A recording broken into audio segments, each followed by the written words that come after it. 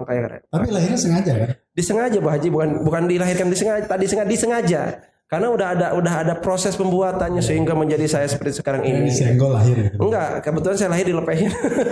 janganlah kamu jadi orang pintar, tapi kamu harus jadi orang benar. Saya cuma hanya bawa uang 20.000.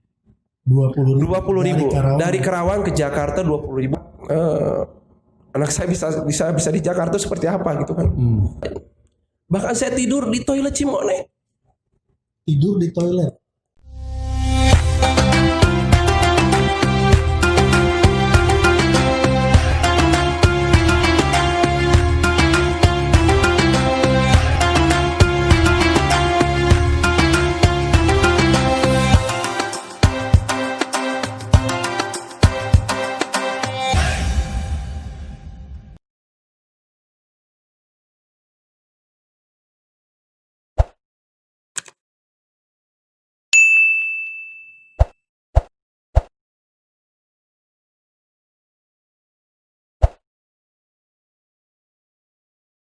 Oke, assalamualaikum warahmatullahi wabarakatuh, sobat muslim di mana saja berada.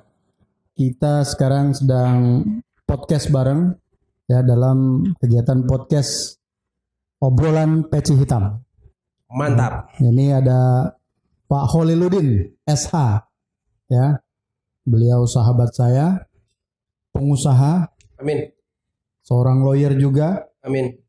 dan seorang yang sangat berpotensi ya, kader dari sebuah parpol juga. Amin. Begitulah. Ya. Caleg ya. Ya. Insyaallah. Insyaallah. Amin.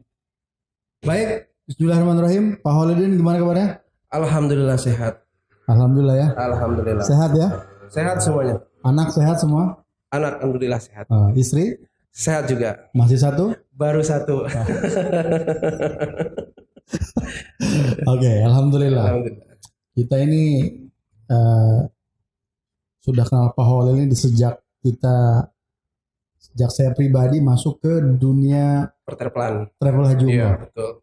Pertama kali kita ketemu di Terminal 3 ya. Nah, bukan, Terminal 2. Terminal 2 ya, Masya Allah. Ngetes saja, berarti untuk minat ya. Ya, kita kan masih, IQ-nya masih bagus lah. Beliau ini Masya Allah, seorang yang bisa dikatakan sukses. Alhamdulillah. Secara dunia.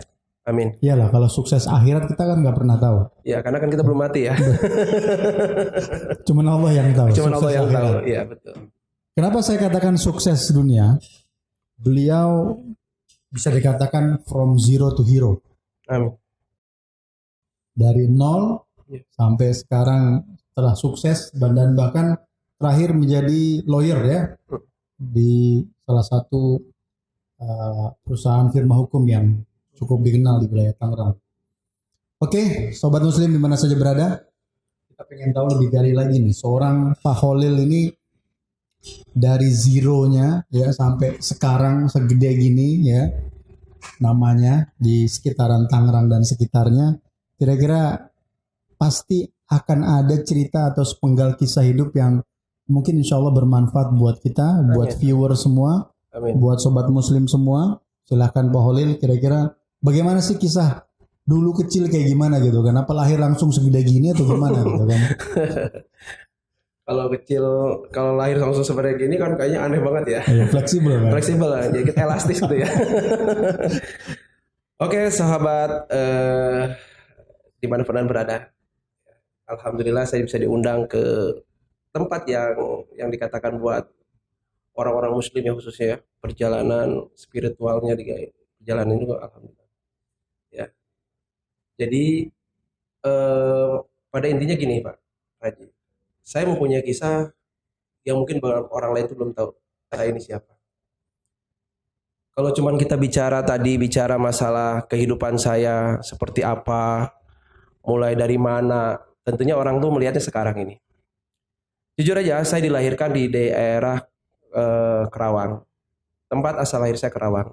Pantes jempolnya goyang terus ya. Itu makanya kalau orang Kerawang diminta oleh-oleh, bukan mau makanan yang dikasih, goyangan yang dikasih. Jadi goyang Kerawang ya. Ya. Jadi itu saya bukan wirid ya, jempol goyang bukan wirid itu. Jadi gini Pak Haji. Saya dilahirkan di Kerawang. Tepatnya 36 tahun yang lalu. 36. 36 silam. Beda Ya.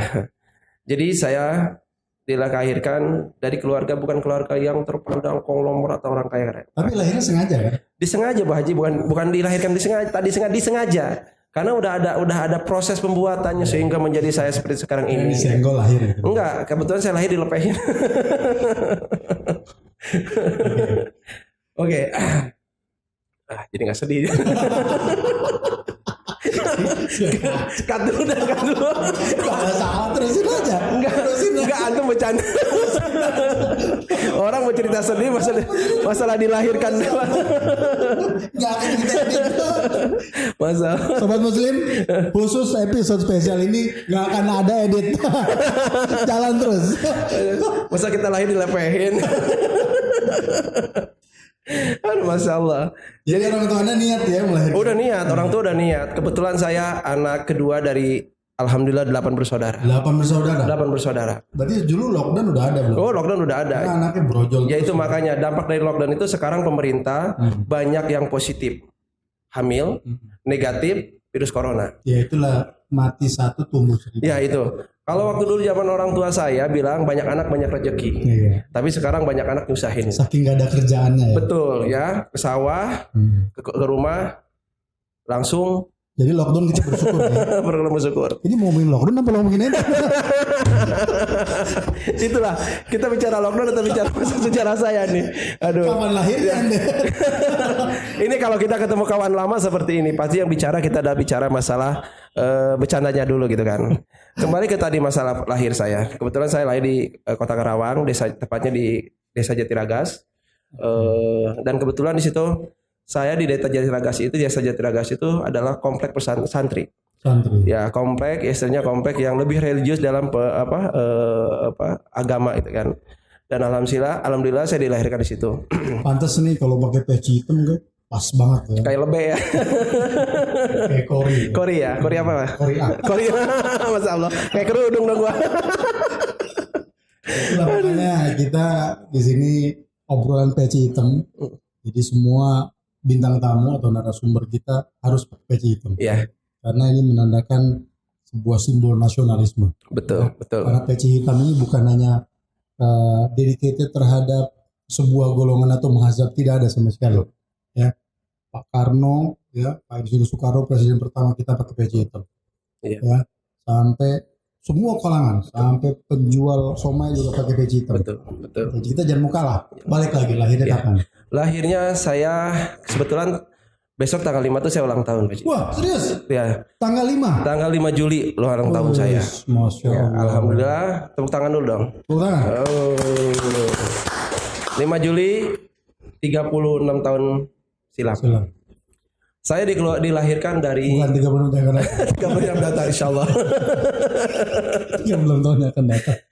Saya dilahirkan dari atas nama ibu saya, Ibu Ade Solihah. Dan kebetulan kemarin bisa berangkat umroh ya, sebelum almarhum 1 tahun yang lalu dia berangkat umroh, dan kebetulan dengan saudara saya sendiri berangkat umrohnya melalui BS Travel. Alhamdulillah pelayanannya juga bagus ya. Terus bapak saya namanya Bapak Kahya. Dia meninggal sewaktu saya baru kerja di bandara. Meninggal umur saya tuh waktu itu masih umur sekitar 22 tahun. 22 tahun saya baru menginjakan kaki saya di Bandara Soekarno-Hatta untuk bekerja di suatu maskapai. Itu belum masa penjajahan belum ya? Belum, itu masih dalam artinya masih orang kampung ke kota. Kalau bahasa orang dulu zaman udik ya. Dan alhamdulillah setelah saya berjibaku dengan kegiatan saya di bandara, dan alhamdulillah hasilnya seperti ini. Oke, tahan dulu mengenai kisah kehidupan masuk ke bandara. Karena kalau sudah ngomong bandara, siapa sih orang travel yang nggak kenal dengan Pak Holil? Alhamdulillah. Tahan dulu. Ada fase Pak Holil ini cerita tentang kehidupannya awal mulanya, kenapa sampai kenal bandara gitu kan? Iya. Pramugari ya. Iya. Oke. Jadi Itu nanti. Jadi waktu kecil itu memang menghabiskan banyak di pesantren untuk menimba ilmu ya. Ya. Bukan nemenin kiai bukan. Bukan nemenin kiai. Dan kebetulan saya sekolah madrasah aja dulu, zaman dulu itu saya sekolah. Jadi antara madrasah dengan SD itu beda. Jadi kalau sekarang ada namanya madrasah ibtidaiyah, ya kan? Jadi MI ya, madrasah ibtidaiyah. Jadi sekolah madrasah dengan sekolah SD. Dulu saya sekolah SD itu 6 tahun, sekolah madrasahnya itu 7 tahun. Jadi 7 tahun. Jadi kalau kita SD itu mulai dari angka 1, kalau madrasah itu dari mulai angka 0 sampai 7 tahun. Pantesan. Antum ini nggak ini berarti. Apa nggak punya temen TK? Ya makanya saya sedih banget kalau ya TK. Saya bahkan ngelihat anak saya itu sedih. Sedih kenapa anak saya berangkat pagi belajar menghitung, belajar nyanyi. Kalau waktu zaman dulu sekolah saya tidak ada. Iya, nggak punya temen TK. Nggak punya. Masuk TK. Karena dulu nggak ada TK, adanya teko. Sama kalau gitu. Oke. Iya. Masa kecil banyak di Kerawang. Betul. Banyak berjibaku dengan kegiatan-kegiatan ibadah ya. Betul. Ngaji pasti ya. Alhamdulillah. Sholat dilanggar pasti kan. Dilanggar di masjid, Di masjid. bukan, jangan dilanggar kalau dilanggar. Berarti nggak pernah sholat. Nggak pernah sholat. Lalu kalau Ramadan pasti muter-muter sarung. Iya. Nggak pernah ke langgar. Ke masjid deh. Yang penting buka puasa doang. Buka puasa doang.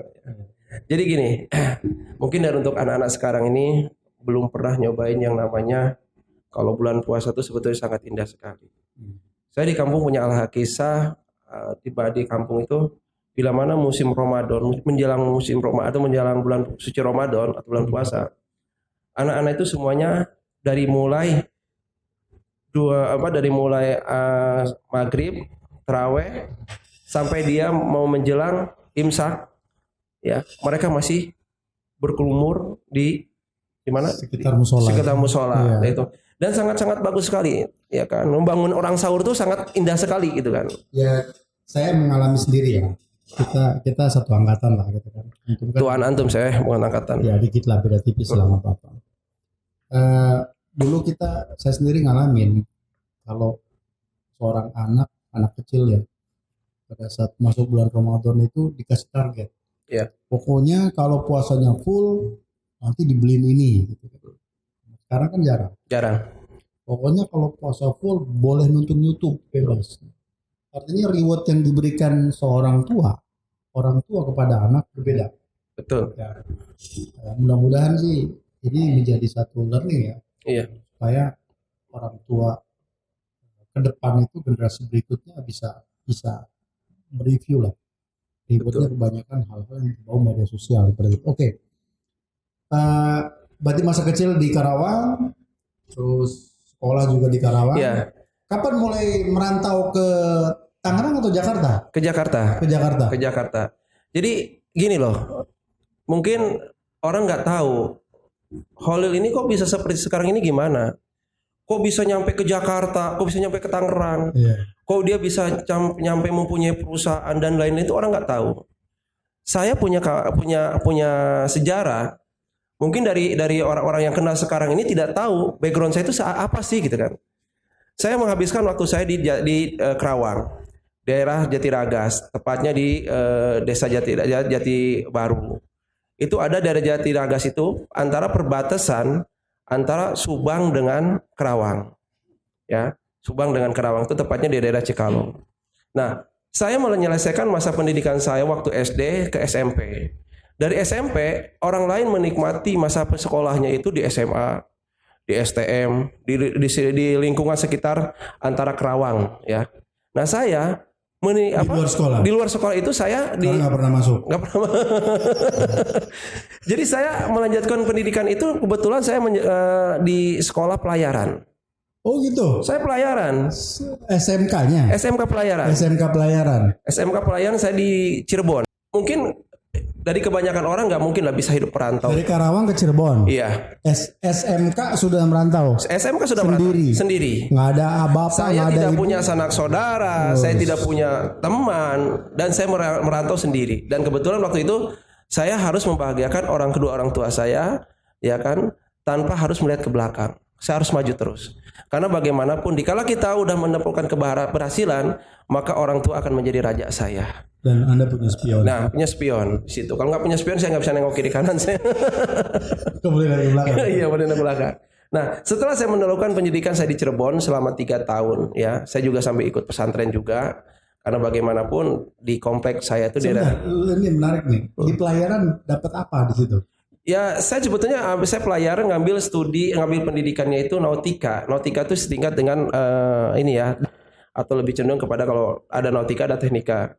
Karena kan ada dua jurusan. Kalau teknika lebih cenderung ke mesin, kalau nautika lebih cenderung ke dek ya, artinya sebagai nahkoda ya. Berarti Nahkoda. tujuannya jadi pelayar kan? Waktu itu saya kepikiran saya menjadi seorang pelaut. Tapi waktu saya ikut pendidikan pelayaran di Cirebon selama 3 tahun, setelah lulus orang tua tidak mengizinkan. Karena beralasan kalau kamu belayar nanti orang tua sudah tidak ada umur gimana gitu kan. Nah, ini yang bukan menjadi saya menarik menjadi saya sesuatu loh ngapain saya sekolah pelayaran kalau saya tidak belayar gitu kan. Ternyata pada waktu itu proses untuk menjadi seorang nahkoda itu tidak gampang gitu. Tidak gampang, mereka harus yang namanya ujian negara dulu untuk ambil keprofesiannya ya kan. Sangat-sangat sekali lah gitu, sangat-sangat ini banget gitu. Oke. Menarik ya. Berarti umur berapa itu? Umur SMP, keluar SMP berarti umur 16 tahun ya. 16 17 tahun. 16 17 tahun sudah merantau sendiri. Itu cari makan sendiri. Cari makan sendiri, saya ngontrak sendiri, ngekos sendiri. Yang penting gak jadi bajak laut lah. Ya. Sebetulnya bukan bajak laut, bajak. Oke. Dari Cirebon merantau ke Jakarta. Iya. Okay. Enggak. Saya sebetulnya setelah lulus pendidikan itu masih banyak masa-masa yang saya harus lalui gitu kan. Jadi mungkin sebagian orang hanya melihat Holil siapa sih gitu kan. Kok nggak nyambung banget dari pelayaran masuk ke bandar udaraan atau ke dirgantaraan atau ke airport itu kan. Mungkin disitulah orang banyak mencemoohkan saya. Cari kerja di Jakarta dulu atau langsung di airport Soekarno-Hatta? Saya tidak langsung ke airport Soekarno-Hatta juga gitu kan.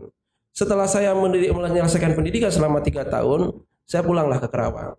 Balik lagi ke Kerawang. Nah di situ potensi untuk mencari kerjaan itu sangat susah sekali. Karena basically saya adalah sebagai pelaut. Selain MC kondangan ya. Ya, jadi saya melamar ke suatu perusahaan pun yang dilihat backgroundnya apa sih gitu kan. Karena pelayaran. Pelayaran itu kan apalagi nautika kan. Nautika itu kan sangat susah sekali untuk masuk ke pabrik-pabrik, apalagi Kerawang ini kan pabrik sangat banyak ya. Saya udah melamar dan lain-lain. Tapi disitulah kan mulai berpikir. Ya kan? Mulai berpikir benar. Jadi kalau misalnya kita menuju kepada suatu pekerjaan, suatu basic pekerjaan kita, jurusan kita seperti ini, ya itu harus ditekunin gitu kan. Jangan setengah-setengah. Sementara saya setengah-setengah gitu kan. Pelajaran kalau memilih jurusan harus ditekuni, lebih berhati-hati dan lebih sesuai dengan bakat yang kita miliki. Nah, itu. Jadi saya nggak sampai di situ juga, sampai balik ke Kerawang, saya harus mencari kerjaan. Sementara pada waktu itu adik-adik saya masih kecil-kecil. 8. Ya, 8, almarhum 1 ya, kakak saya almarhum itu. Ya kan. Adik-adik saya masih kecil dan saya sebagai bapak saya kan sudah tidak bekerja gitu kan. Oke, gimana ceritanya sampai masuk ke dunia airport di Soekarno-Hatta? Pada waktu itu saya sebelum saya masuk ke airport itu saya mencari pekerjaan. Mungkin zaman sekarang orang nggak percaya lah. Saya pernah yang namanya jadi kendek mobil pasir. Kendek mobil pasir? Pasir, angkutan pasir. Di mana itu? Nah, saya harus ikut teman karena pada waktu itu saya harus punya duit buat ngebiayain adik saya sekolah. Sementara orang tua saya hanya buruh tani.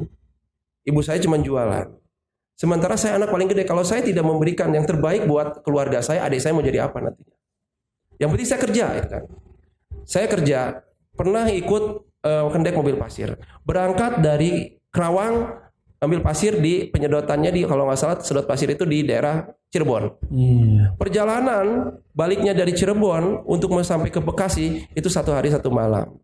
Bawa truk pasir. Bawa truk pasir, saya sebagai kendeknya. Berarti di belakang? Di belakang mobil kan mobil truk itu kan biasa suka ada ininya, suka ada sambungannya itu. Bagasi untuk duduk untuk santai-santai kan ada di belakang. Nggak tidur sama pasir nggak? Ya kalau tidur sama pasir emang gua kucing.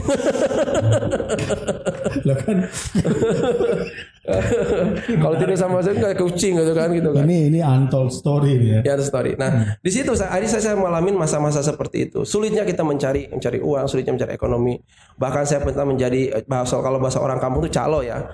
Calo jual, misalnya ada orang yang mau jual TV, kita jualan, cariin siapa yang mau beli, bawa-bawa dan lain-lain lah. Banyak perjalanan saya itu banyak. Ya itu kalau calo itu umum lah ya. Mayoritas mediator lah kalau bahasa sekarang ini. Sebetulnya kalau mau jujur buka-bukaan. Iya. Hampir di atas 50% pekerjaan itu calo semua. Ya, calo apa itu? Ya. makelar. Makelar. Nah, Ya. itu kalau dulu orang kamu nggak akan tahu makelar, istilahnya calo lah bahasanya. Ya kan? Banyak, semua konsep banyak pekerjaannya makelar. Betul. Toko di pasar saja, saya bisa katakan secara nggak langsung dia itu makelar. Makelar. Kenapa? Dia nggak pernah bikin ember, nggak pernah bikin cobek, tapi dijual semua di toko. Makelar bukan? Makelar. Ah, kan? Jadi kalau bicara calo panjang lah ceritanya. Oke, lanjut. Nah, di situ saya bahkan dicemoohkan oleh teman-teman dan rekan-rekan saya. Ngapain kamu sekolah jauh-jauh? Akhirnya jadi kenaik pasir. Iya, ngapain kamu sekolah jauh naik pasir? Kapan kamu sekolah jauh-jauh pelayaran mahal gini-gini? Karena Dia nggak tahu tuh kalau rumah ente gedenya segede lapangan bola. Nggak tahu. sebetulnya nggak gede lapangan bola gitu kan, Sepuriwak. Jadi cukup lah. Dihujat lah. Dihujat lah, Dibully lah. Ya, dibully Kalau lah. sekarang dibully ya. Karena pada waktu Belum itu ada sosmed waktu itu ya. belum ada, handphone aja belum ada gitu kan. Belum ada, kita emang Tapi kalau ada sosmed waktu itu kalau Oh, udah lagi bikin viral. pasir langsung foto. Iya, udah viral ya. On the way gitu kan. Nggak tahu di bawahnya ada pasir. Iya. Udah viral. Masya Allah. Oke.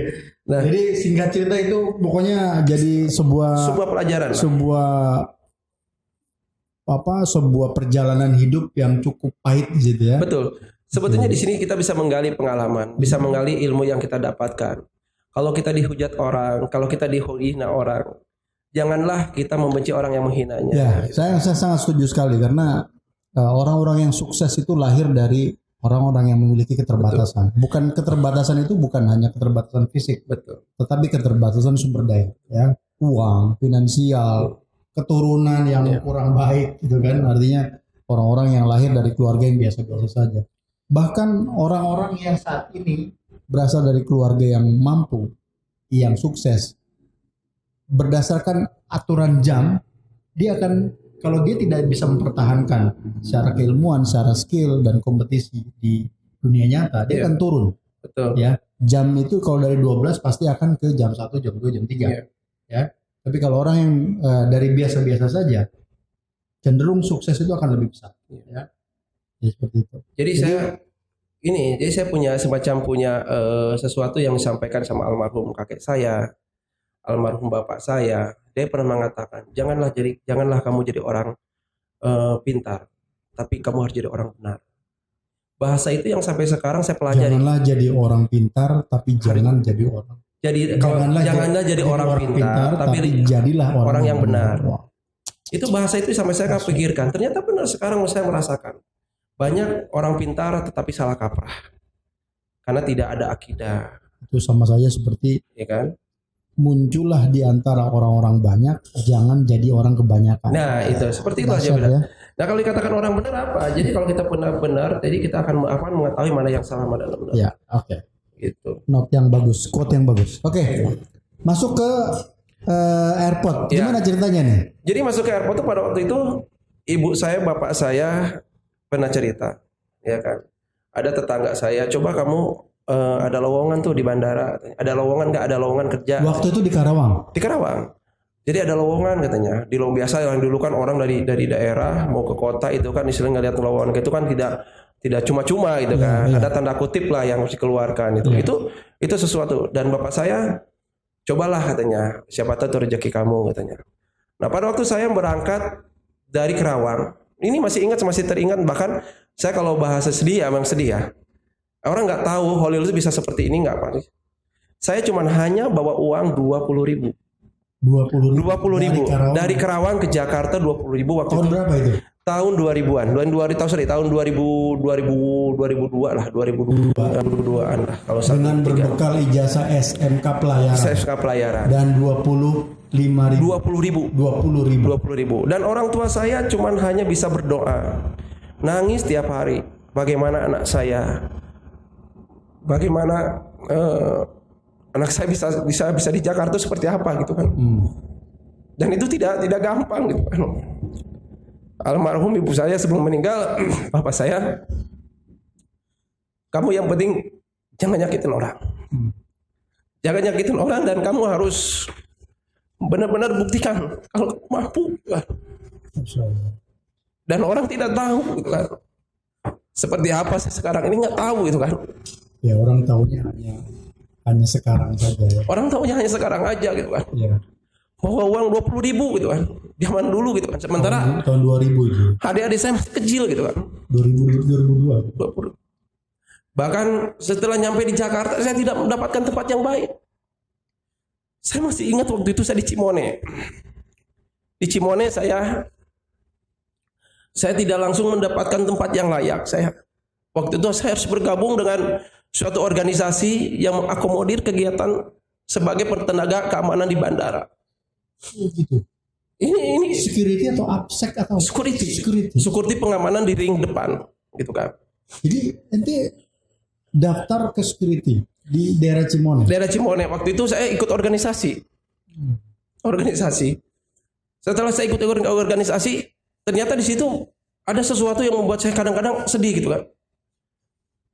Kenapa saya bisa seperti ini gitu kan? Tapi di situ saya nggak boleh lemah gitu. Saya harus bangkit. Kenapa? Karena orang tua saya memberatkan ke saya, harus kamu bekerja. Kalau kamu nggak bekerja, saya nggak cukup tidak akan memberi kamu harta. Saya nggak akan ngasih kamu warisan, tapi saya akan memberikan kamu ilmu.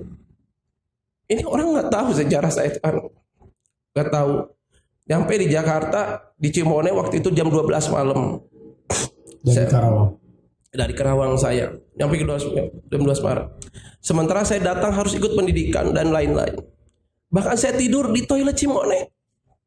Tidur di toilet. Di toilet apa? Maksudnya di terminal. Jadi waktu itu kan Cimone itu kan ada terminal ya. Iya, sampai sekarang ada kan terminal Cimone. Itu kalau saya ngelihat Cimone itu kan, itu ingat semuanya, flashback semua. Flashback lagi. Itu terminal Cimone yang Ramayana itu kan? Iya. Okay. Jadi saya sangat, kalau saya sekarang posisi saya sekarang ini orang nggak tahu hal itu apa sih. Tidur di toilet terminal Cimone. Karena saya di sini tidak punya sanak saudara. Saya tidak punya sanak saudara, saya tidak punya teman dan lain-lain. Jadi orang punya pengalaman sesendirilah saya lah. Jadi maaf, waktu pertama kali ke Tangerang itu daftar security ya, satpam ya, satpam keamanan bandara. Iya. Itu pusat pelatihannya di Cimone. Iya. Ente tinggal bisa dikatakan tidur di toilet. Berapa lama seperti itu? Selama pendidikan. Saking nggak pegang duit. Kamu nggak kepikiran tidur di masjid? Kalau itu kan waktu itu tidak jauh posisinya, karena kan saya posisi tempatnya pelatihan itu iya, jauh dari masjid. Karena posisi itu jauh, terus kedua juga saya harus membiasakan bangun pagi untuk ikut lari, apel dan lain-lain. Selama seminggu saya harus ngikutin prosedur seperti itu. Dan saya bahasanya tuh masih ingat sampai sekarang nama perusahaan security? Masih ingat. Apa namanya? Tapi nggak mau saya sebutin namanya. Itu artinya saya menguras mengingat lagi emosi gitu ya kan. Mungkin ya inilah perjalanan hidup saya gitu kan. Seru. Setelah saya ikut pendidikan security, berapa lama? Itu kurang lebih sekitar 2 minggu lah. 2 minggu saya harus kerja, ikut gabung dengan suatu organisasi di daerah sekitaran Tangerang atau Banten ya. Saya ikut seperti itu hinggalah saya penempatan di bandara gitu kan. Kalau di bandara sendiri sih, mulailah, artinya saya mulai. Jadi perusahaan ini adalah penyedia tenaga pengamanan di airport. Iya. Di mana itu tugas dinasnya? Saya waktu itu sekarang masih ada perusahaan ini. Perusahaannya sekarang sudah tidak ada. Sudah ada. Jenis pekerjaan satpam ini yang di airport itu masih ada. Masih ada pekerjaan satpam itu masih ada karena kan outsourcing itu kan. Dulu kan kita perusahaan kita tuh outsourcingnya dari Angkasa Pura ya. Jadi security yang ada di depan airport. Di airport. Jadi kalau kita masuk ke Lalin itu kan suka ada itu yang di depan pinggir jalan tuh yang putih biru itu kan. Oh, putih biru. Oke. Itu ya. Iya. Awalnya itu. Ya, awal seperti itu. Akhirnya saya penempatan di terminal berapa waktu itu? Waktu itu pertama kali saya kerja penempatan di terminal 2. Terminal 2. Terminal 2F. Ya, terminal 2F. Setelah ikut security, saya waktu itu belum dapat kontrakan juga. Begitu saya udah pakai seragam, ya, saya pulang kampung lah. Saya tidak bisa menghubungi orang tua ya, karena kan waktu itu belum ada telepon, belum ada apa-apa ya.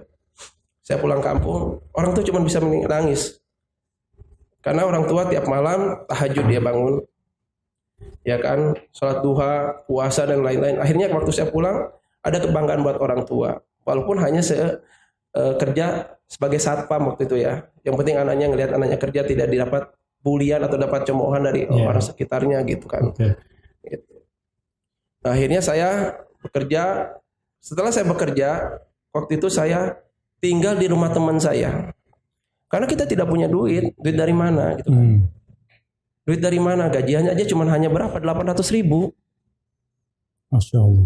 800.000. Tahun 2000. Tahun 2002. 2002 ya. Iya, 800.000 kan. 2023 ya. Coba kebayang nggak 800.000 gitu.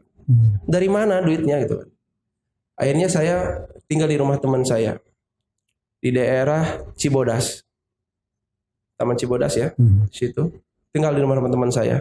Karena kita merasa nggak enak, walaupun teman saya juga sama-sama security juga gitu kan, satpam juga gitu. Merasa nggak enak dan lain-lain. Akhirnya saya dapat rezeki, saya carilah kontrakan. Akhirnya saya pindah kontrakan kemana? Pindah ke daerah Neglasari. Sampai akhirnya ya saya tinggal di situ.